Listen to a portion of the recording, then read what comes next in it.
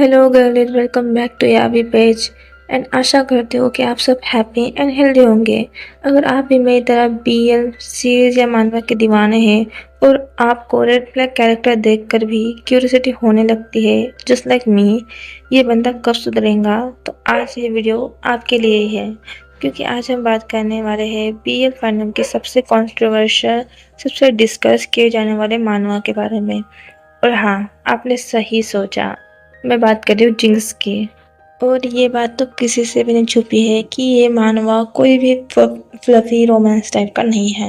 यहाँ है emotional damage, frustration, anger issue, unhealthy decision और एक ऐसी केमिस्ट्री जो शायद आपको समझा देगी कि कितना टॉक्सिक है हमारा और इस बियर का रिलेशनशिप। कभी तीखा कभी मीठा। तो चलो बिना टाइम वेस्ट करे शुरू करते हैं। हमारा मेन कैरेक्टर है किम डैन और इसके ऊपर इतना ज़्यादा अनलक है, लाइक कर्ज भी है, हॉस्पिटल में उसकी दादी भी पड़ी हुई है, जॉब का स्ट्रेस भी अलग है और पैसे की इतनी कमी है कि कभी कभी खुद के खाने के लिए भी पैसे नहीं उसके पास। और जब हमें लगता है कि यार ब्रो के पास कितना ज़्यादा स्ट्रेस है, कितनी ज़्यादा प्रॉब्लम्स है, तभी एंट्री होती और एक प्रॉब्लम की। सारी उसकी प्रॉब्लम एक तरफ और जो ये नई प्रॉब्लम है वो भी एक ही तरफ, मतलब बहुत बड़ी है। प्रॉब्लम का नाम है जेक योंग, एक फेमस एमएमए फाइटर, रिच है, सक्सेसफुल है एंड हैंडसम तो हाँ है ही, लेकिन एटीट्यूड भाई बहुत ही ज़्यादा है। और फिर पता चलता है कि जेक्यों को एक अजीब सा सुपरस्टिशन है। उसे लगता है कि अगर वो अपनी इम्पोर्टेंट फाइट से पहले लकी रिचुअल फॉलो नहीं करेगा तो वो मैच हार जाएगा।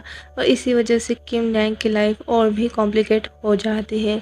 एक तरफ फाइनेंशियल प्रॉब्लम और दूसरी तरफ जेक्यों का डिफ़िकल्ट पर्सनैलिटी।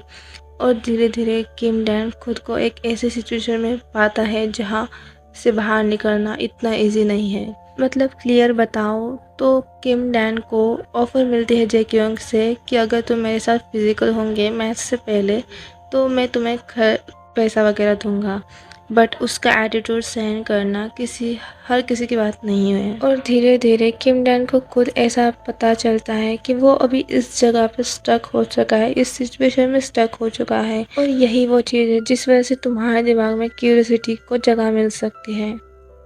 क्या किम डैन कभी अपनी सिचुएशन से बाहर आ पाएगा?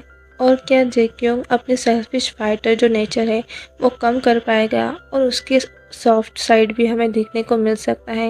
ये सब आपको मानवा में दिखेगा, मैं खुद कुछ नहीं बताऊंगी। अब नेगेटिव की बात तो सभी करते हैं, हम पॉजिटिव पॉइंट्स की पहले बात करेंगे। आर्ट स्टाइल भाई में बहुत ज़्यादा कमाल का है, लाइक अलग ही लेवल का है। Expression, action scenes, emotions, character designs, हर पैनल पर पॉलिश लगता है और कभी कभी स्टोरी पढ़ना भूल जाते हैं और सिर्फ आर्ट वर्क को ही देखने लग जाते हैं। सेकेंड पॉइंट है एडिक्टिव स्टोरी। चाहे आपको कैरेक्टर पे कितना भी गुस्सा है, चाहे आप उसे जाकर वहाँ पे मारना चाहोगे, लेकिन एक बात माननी पड़ेगी, जिंक्स बोरिंग बिल्कुल भी नहीं है। एक चैप्टर ख़त्म होता है और दिमाग खुद बोलता है बस एक और चैप्टर, और फिर पता चलता है कि सुबह के 3 भी बज गए।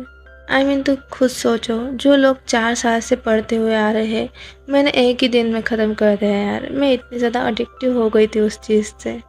और जिन लोगों में पेशेंस है ना, सही में यार उनके तो मैं चरण धो लूँगी, क्योंकि मेरे में उतना पेशेंस है ही नहीं। 4 सालों का पढ़ना और एक दिन में ख़त्म करना, मतलब तुम खुद सोचो कि ऑथर को कितना ज़्यादा बुरा लग रहा होगा कि मैंने 4 साल लगा लिए आर्ट करने में, और ये लड़की, ये पागल कल की लड़की एक ही दिन में पढ़ के ख़त्म कर रही है। बट गलती भी उनकी है, इतना अडिक्टिव नहीं बनाना चाहिए था उनको। थर्ड पॉइंट है कैरेक्टर डेवलपमेंट। हाँ, ये पॉइंट तो सबसे ज़्यादा इम्पोर्टेंट है। अगर यही नहीं होगा तो फिर पॉइंट ही क्या है मानवा का। ये पॉइंट स्पेशली इंटरेस्टिंग है क्योंकि बहुत सारे रीडर्स के लिए असली रीज़न स्टोरी कंटिन्यू करना नहीं होता, जो क्यों कभी चेंज होगा और अगर होगा तो कितना होगा। और हाँ, जेक्यों में डेवलपमेंट हुआ है, बट द प्रॉब्लम इज़ कि किम डैन का नेचर थोड़ा सा सेटिस्फाइंग नहीं लगा मुझे। मैं चाहती थी कि किम डैन उसे 2-3 झापड़ मार के से सीधा करे, बट हाँ, बस स्टिल मैं इस चीज़ को ज़्यादा क्रिटिसाइज़ नहीं करूँगी क्योंकि जिसने लिखा है कुछ ना कुछ सोच के ही लिखा होगा, तो ठीक है। अब आते हैं नेगेटिव पॉइंट पे, जिससे कभी ये मानवा पीछा छुड़ा ही नहीं सकता। जो है टॉक्सिसिटी। शुरू के काफ़ी चैप्टर में जेक्योंग का बिहेवियर किम डैंग के साथ काफ़ी रोल और सेल्फिश लगा है, और कई मोमेंट तो ऐसे भी थे जहां रीडर्स का पेशेंस टेस्ट हो रहा था। इसलिए अगर आप सिर्फ ग्रीन फ्लैग कैरेक्टर और सॉफ्ट रोमांस स्टोरी इंजॉय करते हो तो पॉसिबल है कि जिंक्स आपके टेस्ट के साथ मैच ना करे।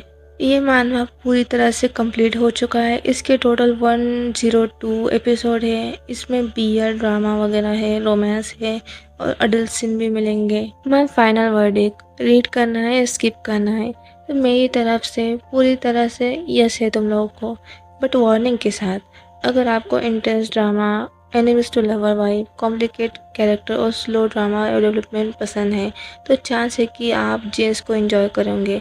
लेकिन आप अगर सॉफ्ट वगैरह रोमांस देखते हो तो शायद ये आपके लिए नहीं होंगे। और आखिर में मैं कौन होती हूँ ये डिसाइड करने वाली कि तुमको देखना चाहिए या नहीं। अगर तुम एंजॉय करते हो ये सब देखना, तुम देख ही सकते हो। अगर नहीं करते तो भी तुम देख सकते हो, क्योंकि देखने में क्या ही हर्ज है। अब मुझे कमेंट में ज़रूर बताना, क्या आपने जिंक्स रीड करी है, और अगर करी है तो आपको कैसे लगी, और अगर नहीं करी तो क्यों नहीं करी भाई, कर लो। वीडियो पसंद आई हो तो लाइक ज़रूर करना, दोस्तों के साथ शेयर करना, और अगर आप भी मेरी तरह बीयर वर्ल्ड की हर नई अपडेट मिस नहीं करना चाहते हैं तो बीयर ट्रेलर रिव्यू, सीरीज़ रिव्यू और मानवा रिव्यू के लिए चैनल को सब्सक्राइब करना मत भूलना। मिलते हैं नेक्स्ट वीडियो में, तब तक के लिए बाय बाय, टेक केयर।